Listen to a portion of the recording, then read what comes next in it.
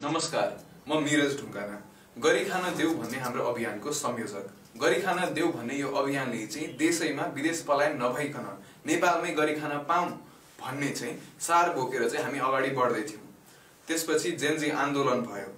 Gen Z आन्दोलनले चाहिँ देशमा एउटा नयाँ अवसर लिएर आएको छ। यो आन्दोलन त जेनजीबाट भयो, तर यो क्रान्ति ल्याउनमा चाहिँ सबै युवादेखि सबै नेपाली नागरिकको चाहिँ भाग थियो।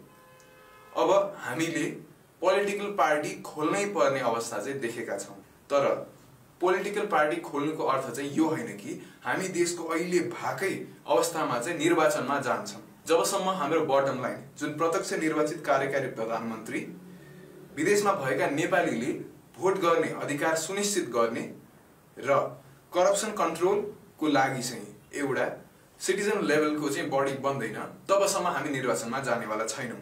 Hardik IVF and Fertility Center, where miracles come to life.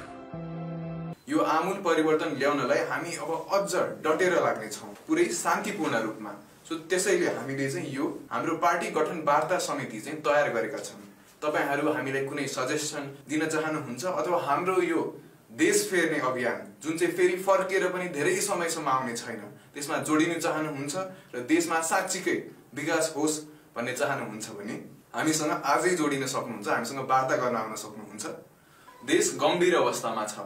78 जना नेपालीले आफ्नो ज्यान गुमाउनु परेको छ।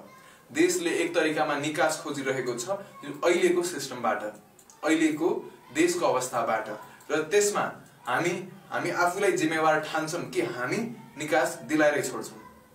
त्यसैले यही सन्दर्भमा हामी कार्तिक 1 गते दिउँसो 1 बजे एभरेस्ट होटल बानेश्वरमा प्रेस कन्फरेन्स गर्दैछौं र यो प्रेस कन्फरेन्समा सबै सञ्चारकर्मी साथीहरू समाचार संकलनको लागि आउनुहुन हामी हार्दिक निमन्त्रणा गर्दछौं।